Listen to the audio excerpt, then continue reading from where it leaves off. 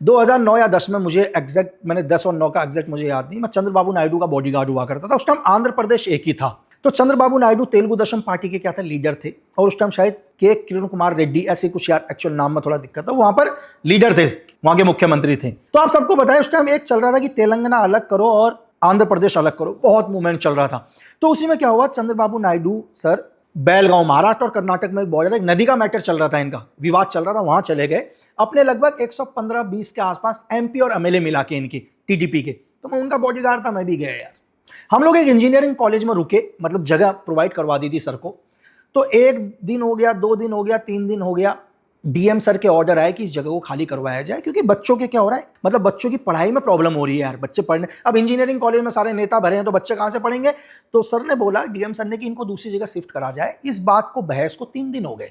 इस कहानी का आपको एक बहुत अच्छा सीख मिलेगा लास्ट में, ये मैं क्यों बता रहा हूं। और कभी आप में से किसी पत्रकार को चंद्रबाबू नायडू सर से ये पूछने का मौका मिले तो पूछना जरूर। शायद इतिहास में ये घटना किसी को नहीं पता, बहुत कम लोगों को पता है, जो वहां पर थे उन्हीं को पता है। तो जब 3 दिन हुए तो क्या हुआ, हर बार पुलिस रिक्वेस्ट कर रही थी कि सर आप प्लीज इस जगह को छोड़ दीजिए, हम आपको दूसरी जगह प्रोवाइड कर रहे थे। लेकिन यार आपको पता है, नेता यार 2 बारी के मुख्यमंत्री पहले रहे हुए हैं चंद्रबाबू नायडू सर, और साथ में उनके 115 या 20 एमपी और एमएलए हैं साथ में, बताने की जरूरत नहीं है आपको।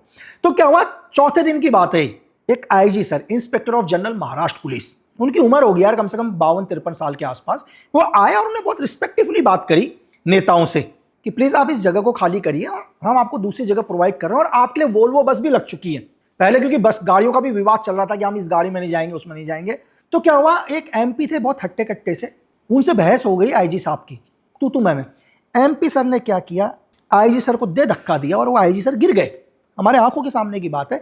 आईजी सर जैसी जमीन में गिरे, वो चुपचाप खड़े हुए और वो चले गए।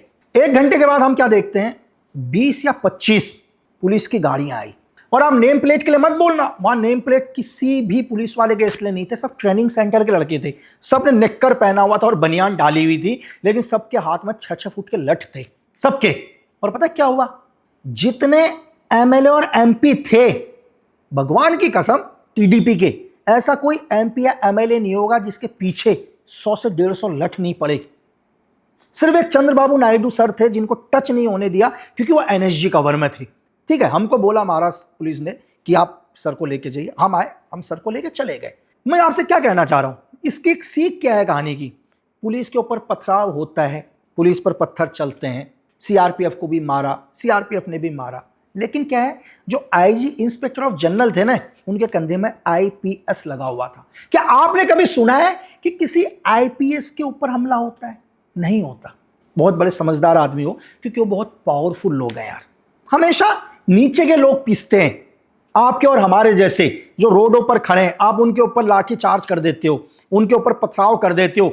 एक आईपीएस के ऊपर कभी भी आप, मैं ये नहीं कहूंगा कि आप ऐसा करो, लेकिन कभी भविष्य के अंदर ऐसा हो कि आपका कोई पत्थर या कोई हाथ किसी आईपीएस पर उठाओ, तो जितनी गलतफहमी आज तक आपने इस देश में पाली है ना, वो सब दूर हो जाएंगी यार।